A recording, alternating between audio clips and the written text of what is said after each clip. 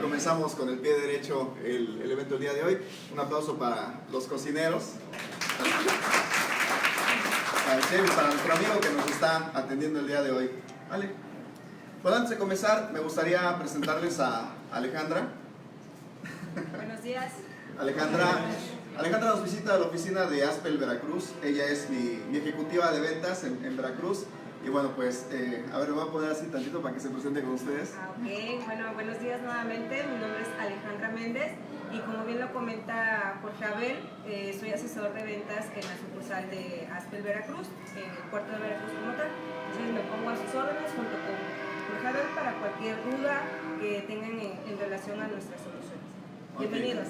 Bienvenida, Ale, igual. Muchas gracias por acompañarnos desde Veracruz. Un aplauso para él. Hoy nos da una buena noticia, va a ser mamá. Así que estamos felices en Aspel, ¿no? Gracias.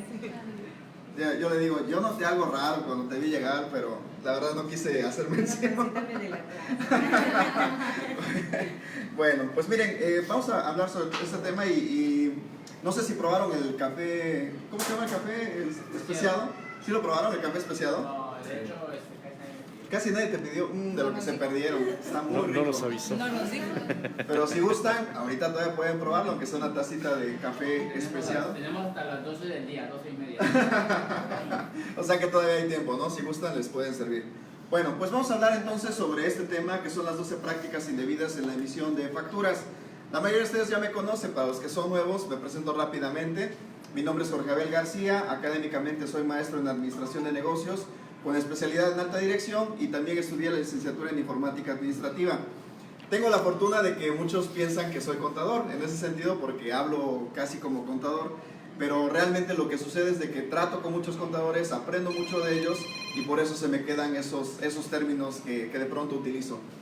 Hoy estas prácticas no se las voy a explicar desde el punto de vista fiscal ni nada así por el estilo, porque insisto, no soy contador.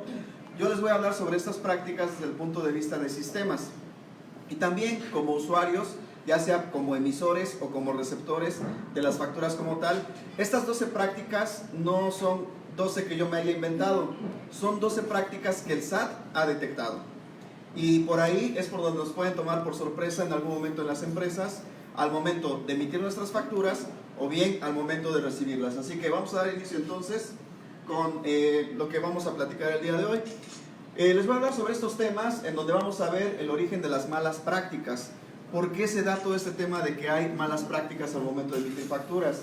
Obviamente les voy a explicar las 12 prácticas indebidas. Les voy a contar también cómo los sistemas Aspel les pueden ayudar a ustedes a evitar este tipo de errores. Y también vamos a hablar sobre los beneficios que Aspel tiene para ustedes. Tenemos aquí personas de distintos sectores, del sector educativo, del sector empresarial, y también como profesionistas independientes. Así que desde ese punto de vista, para cada uno de ustedes tenemos una alternativa que les puede servir. Comenzando con el origen de las malas prácticas, les puedo decir que todo esto viene de que ha sido un proceso en la evolución de la emisión de las facturas desde que teníamos la representación impresa, donde mandábamos a hacer nuestras facturas con una imprenta autorizada y bueno, estábamos acostumbrados, incluso algunos de nosotros nos tocó hacer las facturas a máquina, o algunos las llenamos a mano, ¿no? En determinado momento.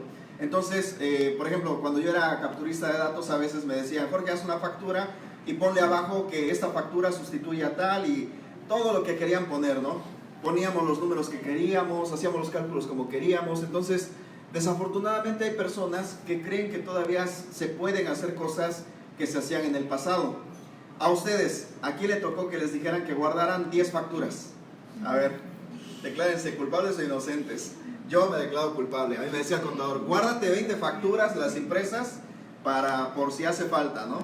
Ya sea para San Agustín, o para el amigo, o para de pronto un cambio o un error que realmente haya sucedido. Y con esa idea se quedan. La autoridad les decía, comenzó un proceso de evolución, en el cual nosotros lo primero que tuvimos era la facilidad de emitir nuestras propias facturas a través de nuestros propios medios.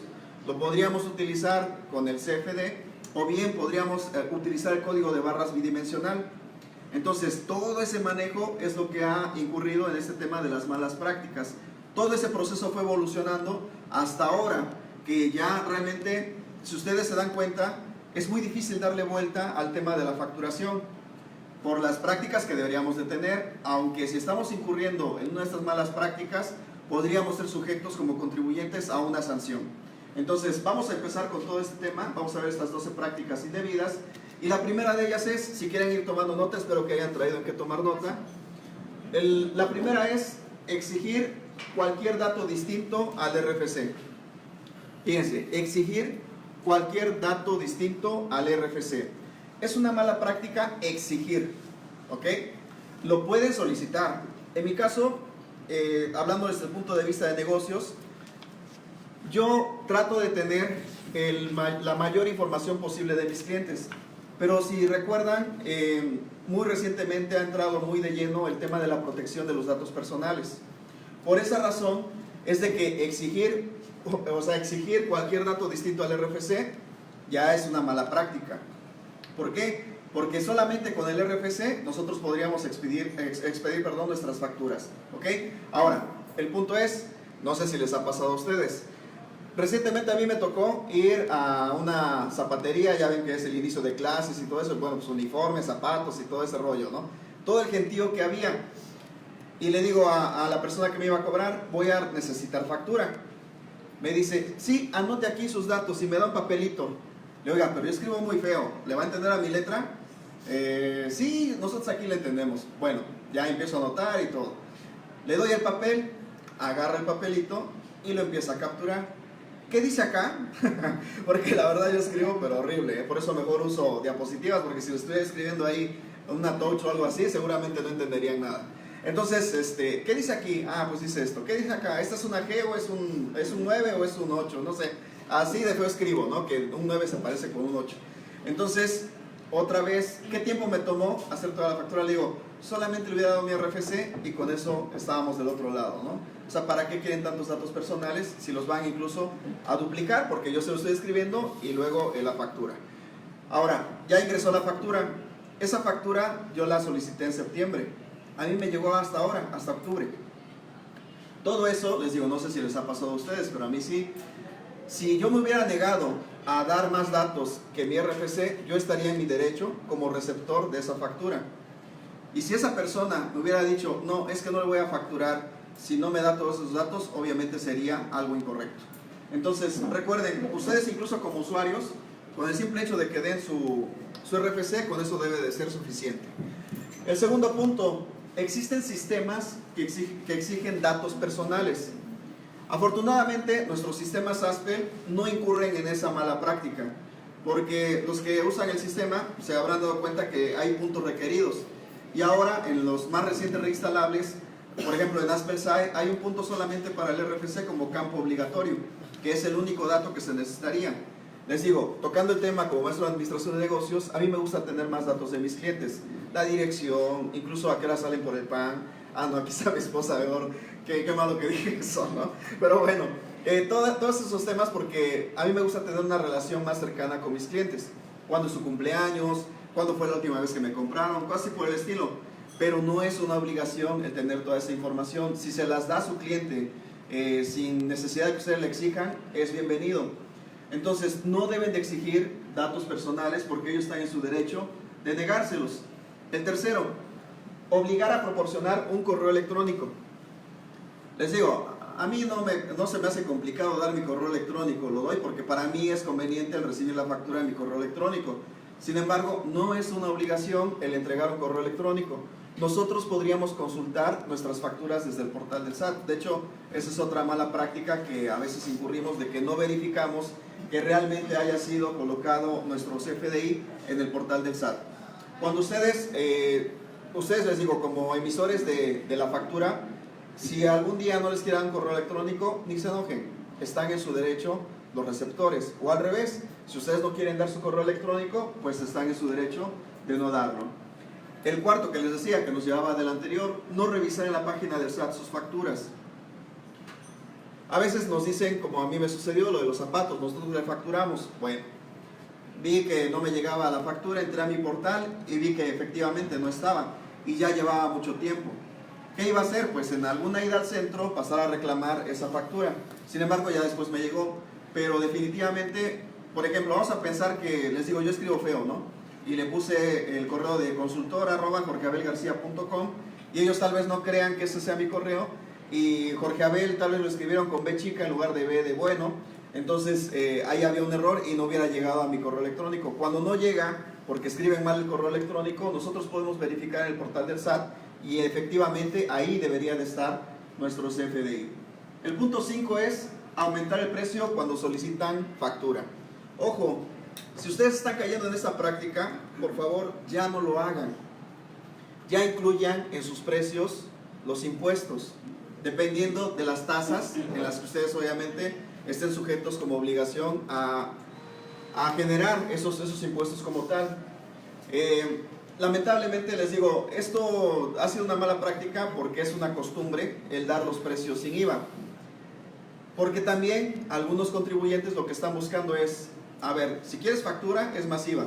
Y uno como consumidor que dice, no, pues mejor sin IVA, ¿no? Porque me sale más caro. Uno como consumidor, si en algún momento no necesita uno la factura. Cuando sí, obviamente somos negocios y necesitamos la factura, pues la necesitamos para deducir. Pero no es correcto que nos hagan esto de que aumenten el IVA a los precios. Les decía, esto ya viene de tiempo atrás, está en la ley del consumidor, que se debería de emitir así incluso desde la época en la que estábamos en las facturas impresas. Algunos de ustedes saben que yo durante mucho tiempo trabajé en un hotel en Veracruz. Cuando recibíamos una visita por parte de Profeco, nuestras tarifas deberían de estar con los impuestos ya incluidos. Por eso les digo, esto ya tiene tiempo atrás. Sin embargo, ustedes ya vayan dando sus precios con IVA, porque recuerden, independientemente o no de que a ustedes les soliciten una factura, ustedes deben de generar una factura a público en general para registrar los ingresos. De hecho, con Carlos estaba platicando hace un momento. Carlos, el día de hoy, le agradezco, nos viene especialmente a este evento desde la Ciudad de México. Él me estaba comentando que pues su cliente solamente le dice el monto y ya, pero no, debemos de saber realmente cuál es el origen, si graban o no IVA o cualquier otra tasa de impuestos a la cual sea sujeta. Entonces es importante que ustedes manejen ya sus precios a partir de este momento, incluyendo los impuestos que en este caso pues incurran en la venta de sus productos o sus servicios. El 6, obligar a generar la factura en un portal. Esto incluso AspelSci se podría configurar para que el cliente podría facturar, y todavía se puede, ¿no? Se puede facturar desde internet. O sea, si uno configura su site, le da uno al cliente las instrucciones de cómo hacerlo y lo puede hacer. Es opcional, pero si el cliente nos pide a nosotros que elaboremos la factura, nosotros deberíamos de hacerla desde nuestro propio sistema. Antier, ¿no? Creo que nos pasó, Clau, que fuimos a Horrera y ahí estaba yo en su portal, ¿no? Trataba de hacer la factura y nunca la pude hacer. Si yo me hubiera puesto pesado en ese momento y de exigirle que ellos me hagan la factura, tendrían que habérmela hecho ellos mismos ahí. Entonces, tengan cuidado con esa situación de que en algún momento intenten obligar a generar la factura en un portal a sus clientes, o si a ustedes los obligan, pues obviamente ese emisor está incurriendo en una falta. El 7, negarse a facturar un ingreso del mismo año. Esa incidencia, o cuando yo la leí, me sorprendió, porque pues muchos te dicen, si no solicitas su factura al momento de hacer la compra, no se la voy a generar, ¿no? Y eso está mal. Nosotros podríamos generar la factura siempre y cuando sea dentro del mismo año. Por ejemplo, hoy estamos consumiendo acá y ya hicimos el pago, pero no hemos pedido la factura y se nos olvida, la pedimos hasta diciembre. Ellos tendrían la obligación de expedirnos la factura, aún así se la pidiéramos en diciembre, ¿ok?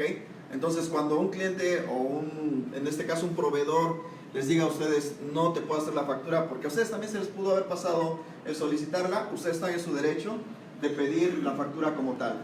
¿Con quién se queja uno? Ah, de eso viene al final. Ya, Claudia dice que con quién se queja uno, esa fue su pregunta. Ahorita les voy a decir dónde se puede quejar uno y les voy a platicar hasta una historia, ¿no? 8. Registrar una forma de pago distinta. A mí me ha pasado, me pagan con tarjeta de crédito y me dicen, oye, ponle que te la pagué en efectivo. No puedo hacerlo porque yo sé cuál fue la forma de pago. O bueno, se puede hacer, pero no se debe hacer y ahí incurrimos en las incidencias. O de pronto, ponle cheque y terminan pagando de otra forma, ¿no? Pero ella es otra cosa distinta. Pero nosotros no deberíamos de poner la forma de pago si no la conocemos. De hecho, es otra mala práctica que viene un poquito más adelante. Tengan mucho cuidado con este aspecto. Aunque hay ciertas facilidades también ante la autoridad, me voy a meter un poquito ahí en ese tema, en la cual ciertos rubros, ciertos giros, sí tienen la posibilidad de que, por ejemplo, vamos a pensar que yo voy a cobrar comisiones a alguna empresa, pero esa empresa, dentro de su política, ya sabe cómo va a pagar, va a ser por transferencia y va a ser en una sola exhibición. Entonces, si cumple con ese requisito y yo la expedí, sin ningún problema se puede quedar así. Sin embargo, si yo le hice la factura y no me hizo el pago de acuerdo a la promesa y la forma de pago que me había indicado, yo tengo el derecho de poderla cancelar y volverle a generar otro documento. Entonces también esas son alternativas, pero les digo, de entrada, si nosotros ya sabemos cuál es la forma de pago, nosotros debemos de ponerla.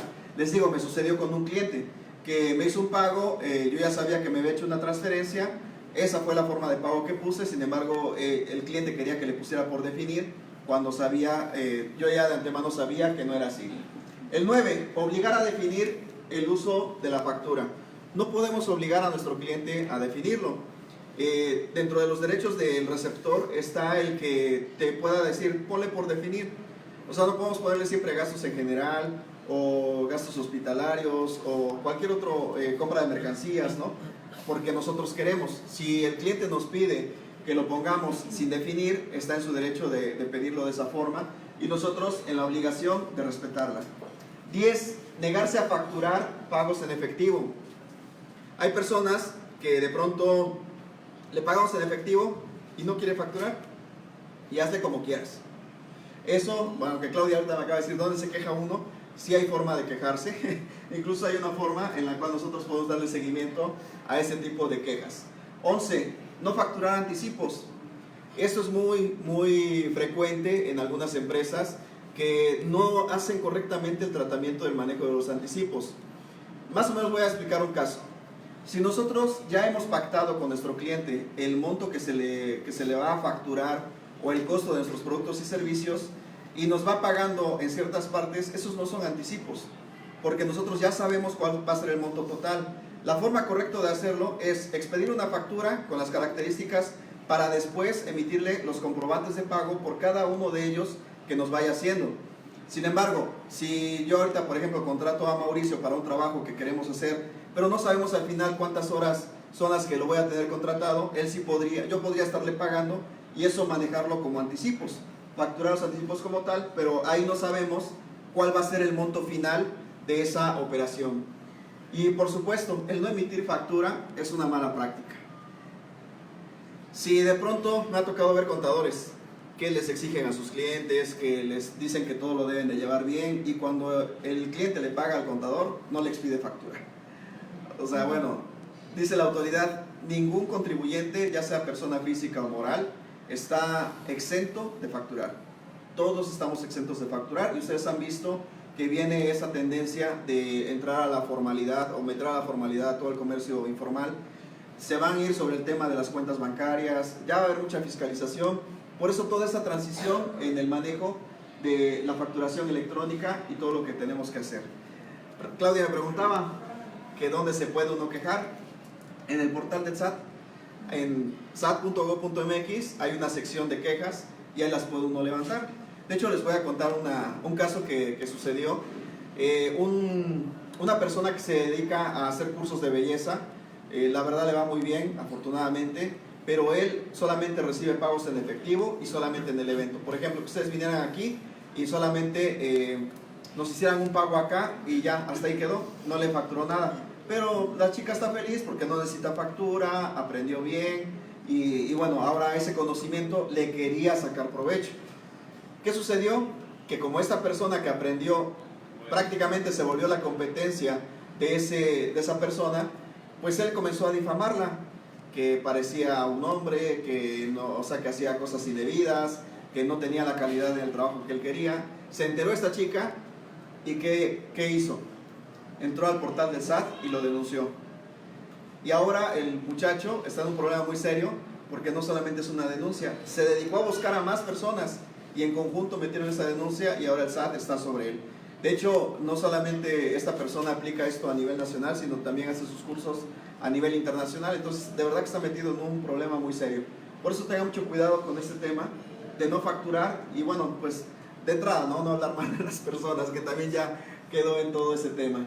Ahora, yo les quiero preguntar, de lo que te acabo de platicar, ¿qué mala práctica te ha tocado vivir?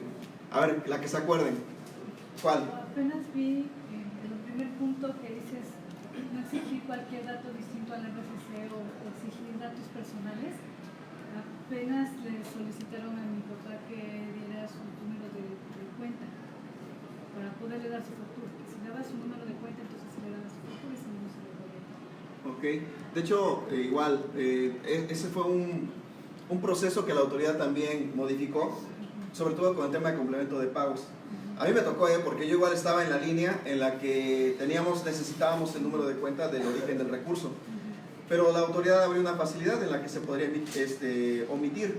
Entonces, en ese caso, sí ya no sería obligatorio. Pero te digo, era más en el tema de cuando ya te facturaron y después pagaste, ahí sí te pedían tu número de cuenta. Te pedían, pero ahora ya no. De hecho, en Aspel sí tuvieron que hacer las modificaciones para que no fuera un campo obligatorio.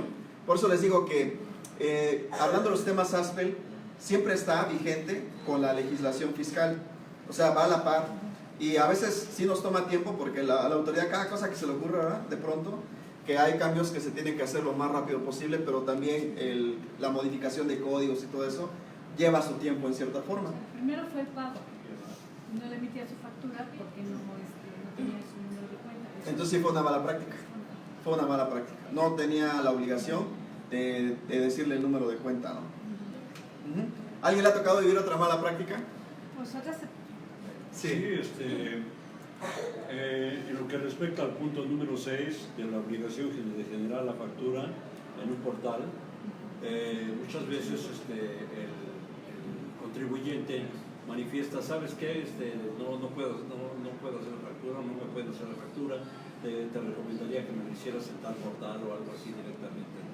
Eso se da con mucha frecuencia allá en la Ciudad de México. Es un punto que realmente el Código Fiscal lo tiene totalmente prohibido directamente en ese aspecto.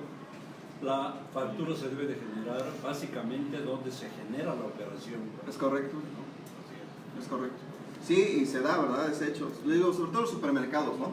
Es como la tendencia por el volumen también de operaciones que manejan.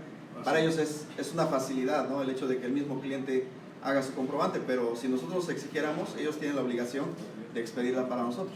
Igual, por ejemplo, esa misma, la número 6,